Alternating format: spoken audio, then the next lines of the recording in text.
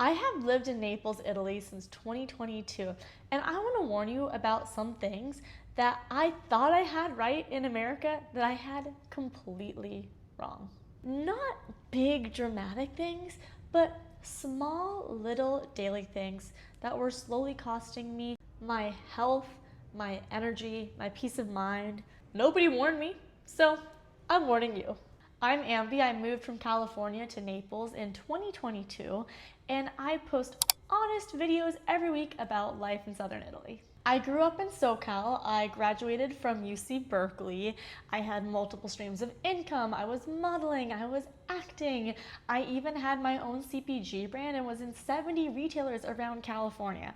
By the American playbook, I was doing everything correctly. But honestly, I was exhausted.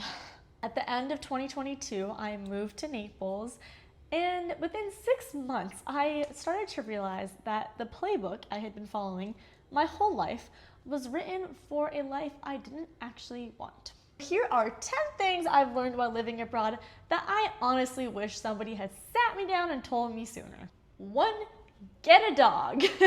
Because getting a dog really just improves your full quality of life. And especially living abroad, I don't know why I waited so long.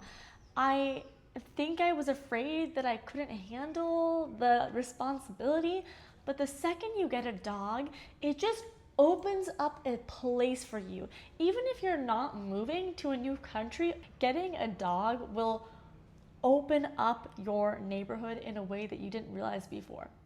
Because when you get a dog, people's guards drop down and everybody instantly wants to be your friend and your dog's friend. And it is such a great way to meet new people. And also, when you have a dog, you can't say like, oh, just wait a moment, let me keep working. No, when your dog needs their walk, when your dog needs to get fed, they need to do that. And that pulls you away from whatever you're doing on your laptop and forces you to be present and take care of this little fluffy thing that adores you in probably a way that a human could never make you feel adored. 2, coffee is best had simple.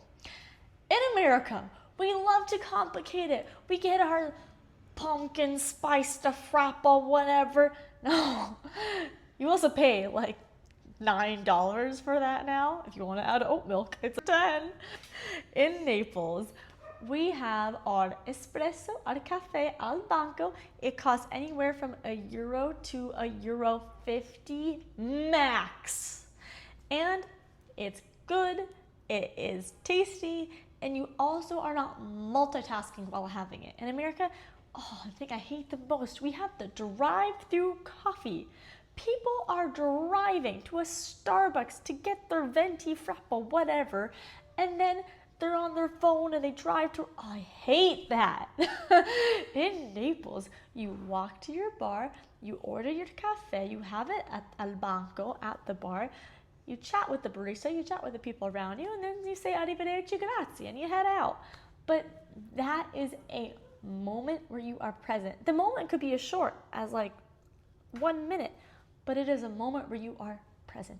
You're not on your laptop, you're not working remotely, you're not checking your Instagram, you are present and your coffee is simple and it is good, and I like it that way. I tried a pumpkin spiced oat milk latte last year at the airport after living in Italy for like over 3 years, and I hated it. It was shocking. I was so excited to try it. I was like, oh my gosh, this is nostalgic. And then I had it and I was like, oh, I am in pain. So make your coffee simple. 3, your network is your net worth, but only if you have like at least one real true friend. Hear me out. When you move to a new country, your social fabric falls apart overnight. Yes, it's not like your friends back home are all dead, but you have to find new friends in your new country. And when I first moved to Naples, Italy, I naturally wanted to make as many friends as I could. And I remember I moved in December and my birthday was coming up in February. And I wanted to make sure that I could have people at my birthday party. So I did a big effort in getting to know lots of people. And then I had a big birthday party with lots of new friends. But at the end of it, I still felt lonely and I felt tired because I was lacking real, true friends. And yes, I had my boyfriend, who's now my husband, but that does not replace like a true, authentic girlfriend. So it took me some time, but then I slowly realized that what I really needed wasn't just a quantity of people to fill up a birthday party. What I really needed was authentic, true girlfriends, and I was missing that so much. And that takes time and that takes patience, but it's really important because when you're living abroad, there are hard days, there are hard weeks, and your partner cannot be the person that you always go to for everything. Sometimes you might be fighting with your partner too. And so you really need a true, authentic friend who is gonna be there for you when times are tough. And I treasure the girlfriends that I have made here. 4, nap culture is sublime. America has an issue with rest. Rest is seen as something that lazy or weak people do. Like in America, you only nap when you're sick. Why? I don't know. Because in Italy and Spain and many other countries, napping is part of the fabric of society. Many businesses close between the hours of 2 and 4, sometimes even longer. Business owners go home, they have lunch with their family. Like right now, my dog, my husband, my sister-in-law, my mother-in-law are all next door having their family lunch. I already ate because I'm on my own schedule today, but I'm just saying, rare. That's very rare in America that a whole family just stops what they're doing in the afternoon and gets together for family quality time and a meal. In America, I would have lunch at my desk when I was like working an office job, just running around, and I have lunch with my family like just once a week on Sundays. Whereas in Italy, it's pretty normal to have lunch like every day with your family. And at first I thought it was kind of weird. I was like, oh wow, like Italians really never leave the nest. But now that I've been here for some time, I'm becoming less judgmental, and I'm also realizing maybe it's a good thing that we have family support. Why is that such a bad thing? 5, Kindle plus Libby is the ultimate hack. Now, when you are living in a foreign country, it can be very difficult to find English books. And back home, I would go to the library, but when I moved to Italy, I couldn't find English books. And sure, I know how to read in Italian, but it's not relaxing for me. So I'm not going to just get a random Italian book and read it and relax in my free time. For me, that's work. And naturally, then in my free time, I was spending more time doom scrolling or watching TV, which really isn't that good for your brain. Then I thought, wait, I have the ability to get books in English. Let me get a Kindle. And suddenly, I had the world at my fingertips. And then, wait for it, my friend recommended Libby. I know this is not an ad, but like they totally should pay me. But Libby is an app where you can connect to your local library back home. So instantly you have all of these books that Amazon already has that you can get for free if you're a Prime member, you can pay for. But if you connect it to Libby, now you also have the ability to rent books virtually from your library, which is amazing. And so now every single evening I read. I sometimes read in the afternoon too. When I'm boating on the weekends, when I'm on the train, I bring my Kindle with me everywhere, and I feel like I'm just a more intelligent and happier person as a result of that. 6, you level up when you learn a new language. When I learned Italian, it didn't just enable me to order at a restaurant, it gave me a whole new personality. When I speak in English, I'm eloquent. I'm very business-minded. I'm a girl that has a good head on her shoulders. Ma quando io parlo italiano, io sono una personaggia, ho una personalità, ho più cultura, anche sono più chic. And it's just very interesting when you speak a new language. And like studies have also been made where people kind of adopt a different personality when they speak in a different language. Give it a try. 7, regulating your nervous system is not a wellness trend, it is necessary. When I moved from America to Naples, my body was under so much physical and mental stress from the change in environment, dealing with bureaucracy, dealing with eating new food, new surroundings. My hair got all frizzy and was not looking good. I had acne, I was inflamed, and I just did not feel good. I was not doing very well. And over time, I learned how to regulate my nervous system, and I am such a more grounded person. Like today, I got my first parking ticket, and I just laughed. I was like, that's kind of funny. My first ticket, all right. But if that had happened when I had first come to Naples, I might have crashed out. I probably would have been really stressed about it. The way I regulate my nervous system, I do through multiple things. I think there's no necessarily right or wrong way. It depends on the person, but I'll tell you what works for me. Every morning when I wake up, I meditate. That is a non-negotiable. Even if it's as short as 10 minutes, I need that time of quiet and breathing to center myself before I venture out into the chaotic world that is Naples, Italy. I journal. That's also another non-negotiable for me. I don't necessarily always have time to journal first thing in the morning, so I will journal when I can. And my journaling, I break it down into a dump where anything that's bothering me, stressing me out, I just put it on there. Gratitude, I make myself think of things that I'm grateful for. It can be anything as simple as, oh, wow, I'm so grateful for the sun, to something more specific. Like, wow, I'm really grateful that I monetized my YouTube channel. My audience is amazing. And I'm so like, wow, what a blessing to be able to speak to like-minded people on the internet. Really cool.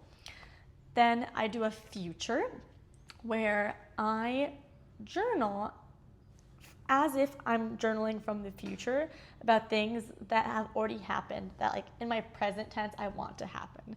This is where we're playing with like the space-time continuum. For example, I might write as my future self, oh, wow, I love my private chef. They are amazing. They save me so much time. They make such good food. They're worth every penny. Okay, in my current reality, do I have a private chef? No, but I want one. So by writing as my future self, I am squeezing that timeline down and making this seem more normal in my mind so that it's not such a foreign, out of reach concept for me. What I do is EFT tapping. This one is a little bit more woo-woo, but it's not that crazy if you think about it. You tap on energetic acupressure points on your face, your hands, and you say certain things. So, for example, I might say, I intend to have a great day. I intend to be super peaceful and grounded today. There's lots of videos about that on YouTube. And lastly, a walk without a cell phone. I need a cell phone free walk every day where nobody can bother me, nobody can reach me. It's just me, my puppy, the sun, and my neighbors, and that is the way I like it. I think a lot of people don't do that, and it just seems like such a basic, easy thing to do, so give it a try. If you already do one of these nervous regulation methods or you give them a try, let me know in the comments below because I'm really curious. 8. Carbs are not the enemy, but not all carbs are created equal, and Italy has proved that. When I lived in SoCal, I avoided carbs like the plague. I would eat like a high protein, low carb diet. And then when I moved to Italy, I remember having this distinct conversation. This is actually before I moved to Italy. I was telling my sister, so I'm going to Italy for a vacation, and I'm kind of conflicted because I want to eat the tasty food. I want to eat the pizza and the pasta and the gelato, but I also want to stay in shape because when I come back, it's still the summer and I'm going to have a lot of bikini shoots and gosh, I just don't know what to do. And my sister was like, she just looked at me. She was like, you're going to Italy. Eat the food. And then I was like, I'm being dumb. Yeah. So I went to Italy. I ate the food. It was amazing. And then when I came home, it was the moment of truth. I had been in Europe for like 2-3 months. What's the scale gonna say? I lost weight. So now that I am actually living in Italy, I do eat carbs, but here's what I've learned. Obviously, more refined carbs, like the things made with zero flour, zero flour, those are to have in moderation. Pizza, cornetto, I maybe have those once a month. I don't eat that all the time. Then more complex carbs like farro, quinoa, bulgur, those I will eat more often because the body needs carbs for energy, for fuel to function. But those are also more complex carbs so they don't spike your blood sugar as much. Also bread, I don't just swear off bread now. When I was in America, I would go months without eating like a piece of bread. But here, I eat bread, but I try to eat bread that has lievito madre with sourdough or like protein bread, which I can find at the store, which is a more complex bread made with like seeds and stuff, because the regular bread that's just made with like doppia zero flour and lievito di birra makes me more inflamed and puffy, and I personally just don't feel as good. 9, trains are not a backup plan. They are actually the better option. Often. In America, we don't have the best public transportation. It also depends where you live, but in California, the public transportation is not great. So in California, I typically drive or I fly. And when I came to Europe and to Italy, when I would need to go from place to place, originally I would be flying around. But then, like this year, I don't know why it took me so long to realize, but this year I started doing more trains to go from city to city. It's just so much better. Like 2 years ago, I would be flying to Milan, and then the process of going to the airport, you have to check in, you have to get to your gate. Sometimes flights are delayed, sometimes flights are just outright canceled, and then you have to find lodging. And it's also not as sustainable. You have a bigger carbon footprint on the environment when you fly. Whereas when you're on the train, it might take a little bit longer.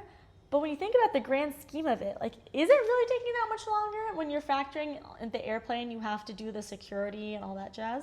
You often have Wi-Fi, so you can work, like you can make money while you're on the train. You can walk around, so you're not just sitting all the time. You can go to the cafe, you can chat with people. You get to watch the world pass by. It's more sustainable.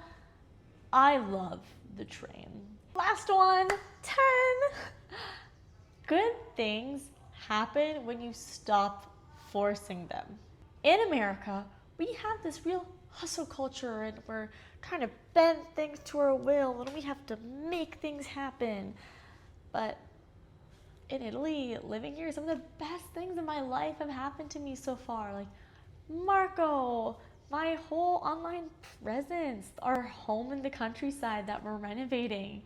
And all of those things happened not from like a sheer force of will, but from me just being present and going with the flow and letting the universe bring those things to me. So here's my formula for good things. First, you do need to do a little bit of groundwork by just visualizing, being very clear on what you want, and then doing a bit of the groundwork to get yourself ready for that. If you want to be an actress, you should probably take some acting classes. If you want to be a content creator, yeah, you do need to film some videos and do the editing. If you want to have a successful blog, hate to break it to you, but you are going to have to make a website and write the article. But then the next step is detaching. Your job is to just have fun, go travel, enjoy your life, and detach from the goal, because just trust, it'll all work out. And then when you're out there having a spritz on the boat, having a good time, you're gonna get some really good news. Like, wow, you just booked your acting job that you auditioned for. Amazing. But you weren't thinking about it, because when you're home, you're festering. You're like, ooh, I hope I get that. Ooh, I hope I get that. You're signaling to the universe lack. You're signaling that you don't have that, and the universe is just going to keep giving you more of that. So, but instead, when you're on the sea and you're like, wow, everything's amazing, I'm abundant, life is good, the universe will be like, yeah, you are that babe, and it'll give you what you want. So that's not to sound like a little bit of like a self-help account, but I do really believe in manifesting, and I learned more of it here. Also, Marco, for example, I was not looking for a boyfriend or a husband, and I feel like I hear that for a lot of people. Like, when people are actively looking for their partners, it's kind of when the universe gives them garbage. Whereas when they're just focused on themselves and like being the best version of themselves, having a good time, exploring, trying new things, is when the universe blesses them with their like soulmates and amazing companions. So that is a little spiritual bit for you. If any of these resonated with you, subscribe. I'm Ambi, and I create honest videos every week about what happens when an American moves to southern Italy and they actually start paying attention. I also have a Spotify podcast. It's called Ambi in Naples, so you can listen to this show on the go. All right, I'll see you next week. Grazie. Ciao.